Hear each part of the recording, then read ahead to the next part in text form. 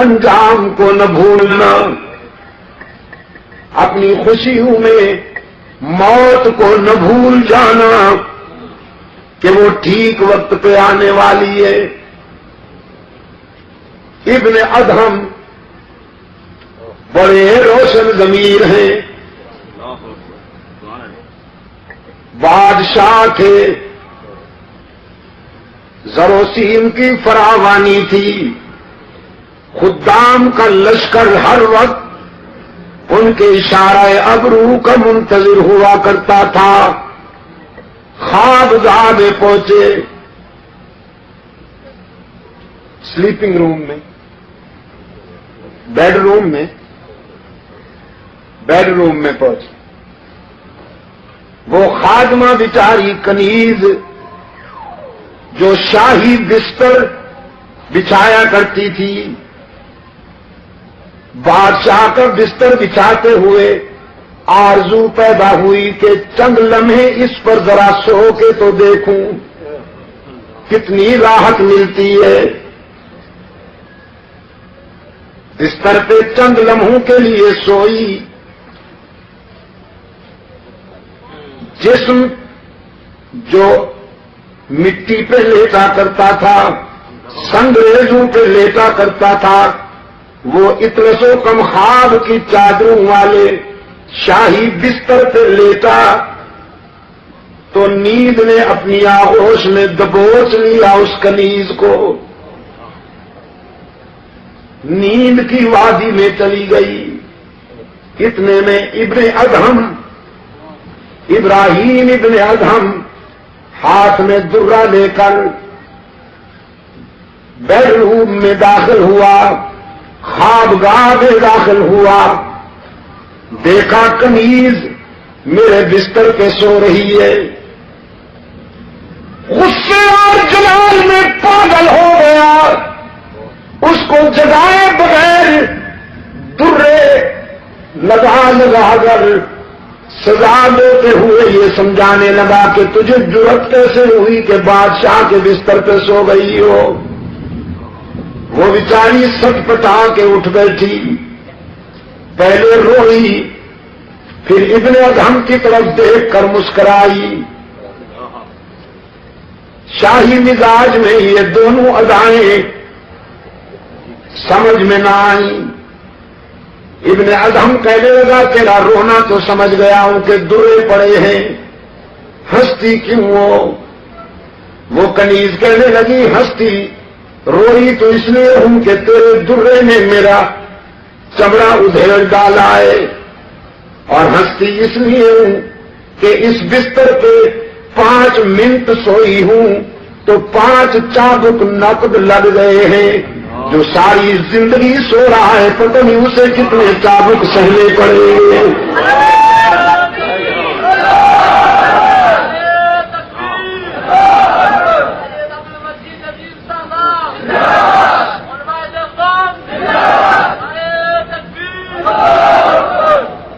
بس اس ایک جملے نے انقلاب بپا کر دیا۔ تاج اتارا، شاہی لباس اتارا، ساری رات مسلح پر روتا رہا، اشکوں سے منہ دھوتا رہا، رب العالمین کے حضور التجائیں کرتا رہا، پروردگار عالم معافی چاہتا ہوں۔ صبح ہوئی، مشیر وزیروں کو بلا کر نظام سنبھالنے کو کہا، تخت سنبھالو، بادشاہی تمہارے حوالے کرتا ہوں۔ مجھے تو زندگی کی حقیقت ایک کنیز نے سمجھا دی۔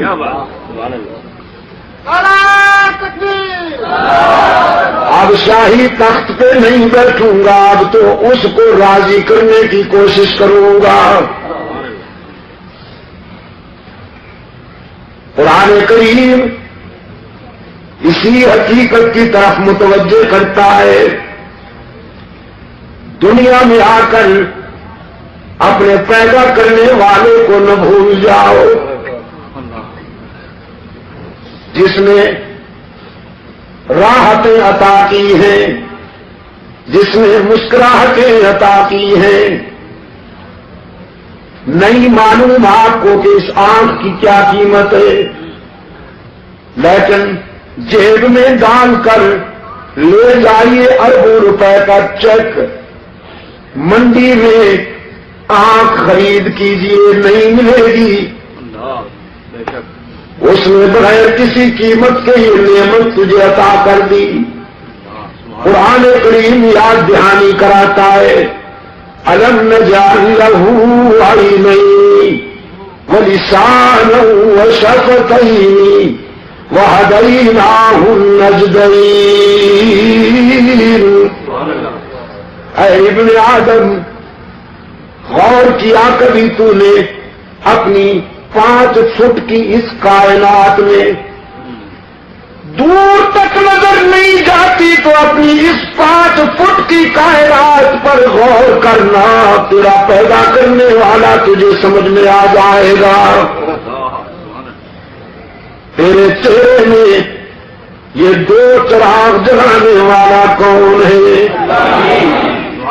تیرے گوشت کے ایک ٹکڑے کو دیکھنا سکھا دیا، گوشت کے ایک ٹکڑے کو سننا سکھا دیا، گوشت ہی کے ایک ٹکڑے کو بولنا سکھا دیا. تو پختونستان میں رہتا ہے تو یہ پشتو بولتی ہے، انگلستان میں رہتا ہے تو یہ انگلش بولتی ہے، پنجاب میں رہتا ہے تو یہ پنجابی بولتی ہے، سندھ میں رہتا ہے تو یہ سندھی بولتی ہے، عرب میں رہتا ہے تو یہ عربی بولتی ہے، چین میں رہتا ہے تو یہ مکھیوں کی طرح بھن بھنا کر چینی بولتی ہے. جہاں تو رہتا ہے وہاں یہ اسی زبان میں اسی لہجے میں تیری نوکری کرتی ہے. زبان بدلنے کی ضرورت نہیں، اسپیئر پارٹس کی دکان پر جانے کی ضرورت نہیں.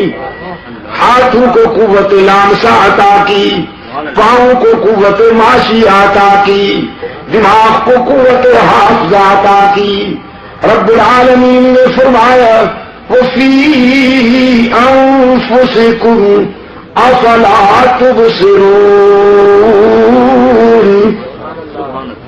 کبھی اپنی ذات پہ غور کرو نا، ہم نے تمہاری ذات میں بھی عبرت اور بصیرت کے بہت سارے مناظر دکھائے ہیں تمہیں. جب اس قدر مہربانی کی ہے تو پھر تمہاری زمین بھی میرے سوا کسی کے آگے نہیں جھکنی چاہیے. قرآن پاک نے فرمایا ام کنتم شہداء اذ حضر یعقوب الموت اذ قال لبنیہ ما تعبدون. یاد ہے کچھ؟ جب یعقوب پر موت آئی اپنے بیٹوں کو بلایا اور بیٹوں کو بلا کر یہ نہیں کہا تمہارے لیے ملیں بنا کے جا رہا ہوں، ذرا اچھی طرح سے سنبھالنا، جاگیروں کا خیال کرنا، کوٹھیوں اور بنگلوں کا خیال کرنا. نہیں، یعقوب علیہ السلام نے اپنے بیٹوں کو بلا کے فرمایا ما تعبدون من بعدی. بیٹو میرے بعد کس کی عبادت کرو گے؟ میرے بعد کس کے سجدے کرو گے؟ میرے بعد کس کے آگے دامن پھیلاؤ گے؟ میرے بعد کس کو ہر جگہ موجود مانو گے؟ میرے بعد کس کو مسجود و معبود مانو گے؟ علام الغیوب مانو گے؟ ام کنتم شہداء اذ حضر یعقوب الموت اذ قال لبنیہ ما تعبدون. پھر بیٹے بھی پیغمبر کے تربیت یافتہ تھے، سب نے نعرہ لگایا نعبد الہک و الہ آبائک ابراہیم و اسماعیل. ہم وعدہ کرتے ہیں ابا جان اللہ ہی کی عبادت کریں گے جو ابراہیم کا معبود ہے، جو اسماعیل کا الہ ہے، ہم تیرے سبق کو نہیں بھولیں گے، تیری وراثت کی لاج رکھیں گے، تیرے بتائے ہوئے راستے پر پوری زندگی گزار دیں گے، اللہ کے سوا کسی کو معبود نہیں مانیں گے۔ ہمارا الہ کون ہے؟ یعقوب کے بیٹوں نے وعدہ کیا، ہمارا الہ کون ہے؟ مسجود کون ہے؟ شیر شاہ کے شیروں، ذرا شیروں کی طرح بولو نا، توحید کے شیروں ذرا شیروں کی طرح بولو، تاکہ شرک و بدعت کی دنیا کے گیدڑ صحیح ہو جائیں۔ ہمارا الہ کون ہے؟ گیت ضرب لگا کے ذرا دائیں بائیں دیکھ کر کوئی بھی کا بیمار چپ بیٹھا ہو یا حیران بیٹھا ہو تو اس سے بھی کہلواؤ، قالوا نعبد الہک، ہم وعدہ کرتے ہیں کہ اس کی ہی عبادت کریں گے جو ابراہیم و اسماعیل کا معبود ہے۔ ہم بھی ہر نماز میں وعدہ کرتے ہیں نعبد ایاک، یعقوب کے بیٹوں نے جو وعدہ کیا تھا وہی وعدہ قرآن روزانہ ہم سے بھی لیتا ہے، نعبد ایاک، ایاک نعبد و ایاک نستعین، ہم تیری ہی عبادت کرتے ہیں اور پتہ نہیں وہ دن کب آئے گا یار، پتہ نہیں وہ دن کب آئے گا کہ جب میں پوچھوں تو سب کا جواب صحیح ملے۔ میرا دل کیا چاہتا ہے حاجی صاحب، بھائی حاجی عبدالستار صاحب، میرا جی یہ چاہتا ہے کہ ساری زندگی صرف سورہ فاتحہ کی تفسیر بیان کرتا جاؤں، ہر جلسے میں یہی بیان کروں، اور پھر لوگ کہیں کہ بس جی اس کو تو اس کے سوا آتا ہی کچھ نہیں۔ ہاں، رکاوٹ کے مارے ہوئے بد نصیب، حسد کے بیمار یہ کہیں کہ شاہ صاحب کو تو اس کے سوا آتا ہی کچھ نہیں، اور حشر میں یہ میرے گواہ بن جائے اللہ کے سامنے کہ اس کو تو اس کے سوا کچھ آتا ہی نہیں تھا۔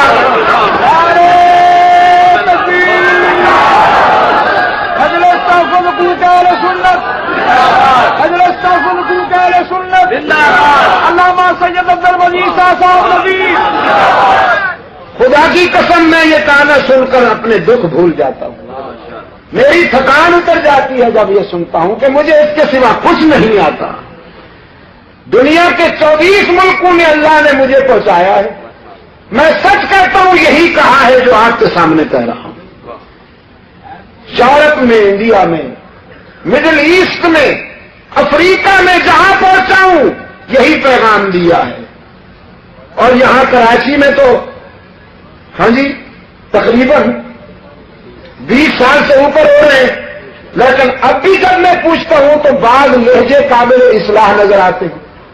پتہ نہیں وہ دن کب آئے گا کہ سب کا جواب صحیح ہو۔ ہاں، میرا ایک پہلو میں عزیز بیٹھا ہے جی، میں اس کو بہت دعائیں کرتا ہوں، بہت دعائیں دیتا ہوں، اس کا جواب بھی ابھی تک ٹھیک نہیں ہے، بس بدیگنا کے رہے، نام نہیں لیتا میں اس کا، لیکن اللہ تعالیٰ اس کو صحیح قرآن کریم کا فہم نصیب فرمائے۔